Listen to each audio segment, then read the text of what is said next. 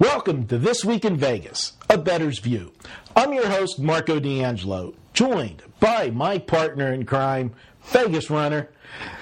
I don't know. I don't know what this guy had for lunch today, but I'm in a good mood. He is wired today. I'm in a great mood. And this is like 12 hours after I've woke. What time is it now? Around 4? Yeah, we're about 4:30. I've been up 12, 13, 14 hours after working, and I'm in a great mood, bro. Working. You look like you've been working on your tan. That's what you've been working on. This is This Week in Vegas. I get excited just at the name, bro. So, you are one sick puppy. let's get on to it. All right. Get on to it. What kind of week? It's been a week. It's been a roller coaster. It has, Marco. I lost a big game. I stepped up after losing a 4-star. I had already penciled in a 5-star for Sunday. So because I lost my 4-star, I wasn't going to back off. I'm a professional sports bettor. To me, I'm not going to let what happened one day, 1 week influence my betting the next day. That's for amateurs. I mean, it's the truth. It is what it is. Or else you're just gambling, you're guessing, and in the long run, you're going to lose. So I can't let that affect me. On the flip side, I lost that next game on Sunday.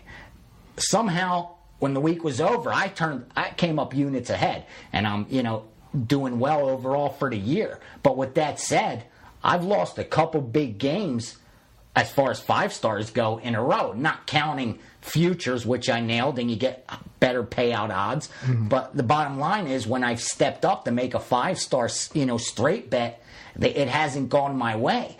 And unfortunately, too many bettors treat those big games, those 5-stars, those game of the years, the way I don't want them to, and it hurts me. It makes me, honestly, brings me to a point where I don't want to give them. But then I feel that the guys that I know who do read my morning moves, who do listen, who do want to learn, who have taken my advice and do bet correctly and treat this like a business, I feel like I owe it to them that if I'm going to step up and I'm going to fire, out of respect to these guys, I have to tell them I'm betting 5 units. I feel like, I was cheating them if I didn't. I agree with you 100%. In Saturday, I had a big play, and it was ugly. It couldn't have got any uglier. Orlando laid an egg in Boston on Saturday. Game 3 of the Eastern Conference Finals. They got totally blown out. It was a situation that, I felt Orlando was going to come to play. They had played well all year in Boston. They won both games during the regular season in Boston. Down 2-0. Thought Boston would be overconfident. I was 1 game premature. Right. Obviously, we saw what happened in game 4, and consequently afterwards in game 5. But the backlash sometimes when you lose a big game. First off, I went in. I wasn't around Saturday night. So people, they like to go into the forums and talk right after a game's done. And we do have, we have normal lives too. We're handicappers and we live and breathe sports, but we do normal things too. And you also have a lot of other obligations, responsibilities as well. And you do a lot better job of it than I do. I'll admit that. As far as being in the forums more than I am. And you have a lot of other things on your plate as well. And I agree with you 100%. It has nothing to do with not wanting to face the music or being upset. If anything, when I'm mad, I like to hang out with my friends. You know what I mean? I'm not the kind that wants to go by myself and put a blanket over and stay pissed off. So I know you're not like that either. But you're not always going to be in front of a computer, dude. You're not always going to be at home watching a game. This is Vegas. This is Vegas, and recently I got married, and now I have a stepdaughter that I never had kids before. I took my stepdaughter, officially my stepdaughter, sure. to been, living with me for a little bit, but, took her to a concert here in town on Saturday night, and, I'm, doing something, to me it's a business. I bet the game, whether I'm in front of the computer or I'm, at a concert, I can't change the outcome of the game. Exactly. Okay? And, it's just, to me, and I know you look at it this way, when we bet, it's like for me, anyways, it's like sitting at a poker table. It's 3 units, 3 chips, 4 units, 4 chips, 5. I had my bet out there. The action's there. There's nothing I can do now to change it. The cards are going to fall where they fall, and then the next day you go do your business again.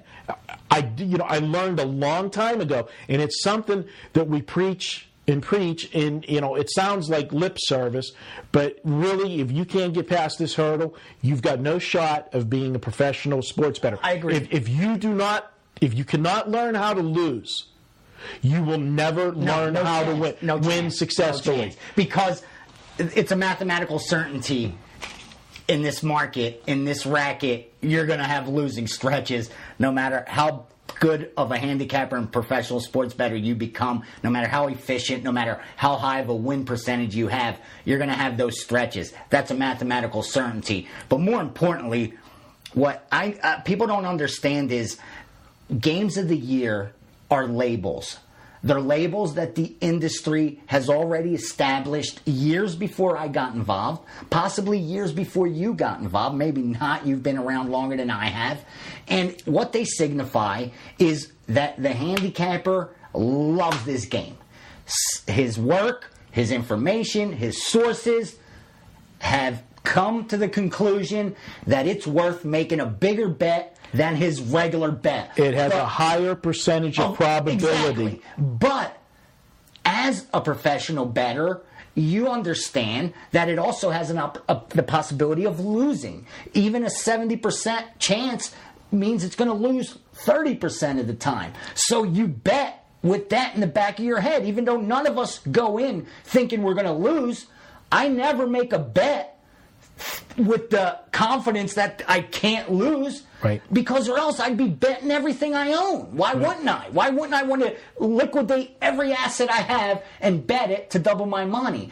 And unfortunately, too many bettors see that and they, believe that there's an air of certainty that isn't there. Yeah. If I'm going to make a 5-unit bet, Marco, it's as strong as it gets for me. Right. And I'm going to hit it like a man. And I'm not saying that because I might have more on it than a client of mine, it's more significant to me because he might only have $100, but that $100 might be a lot of money to him. That 100 to him could be 3,000 to you. Exactly. So I understand that part of it. The numerical value means nothing. But what you need to understand is it's a unit size.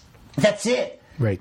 For me, it's 5 units. My best bet's 3 units. Every day I have a 3-unit play. You have to be like a robot and be methodical. And I know when you make a game of the year, there's a unit amount. It's not anyone's business how much you bet. I know how much you bet. I've seen you bet. And I know when you have a big game, your massacre game, your game of the year, you bet a lot more. But still, it's in relation to your daily bets. Right. I never saw you bet a dime on a game and then go to the window and bet 30 dimes on another one. Right.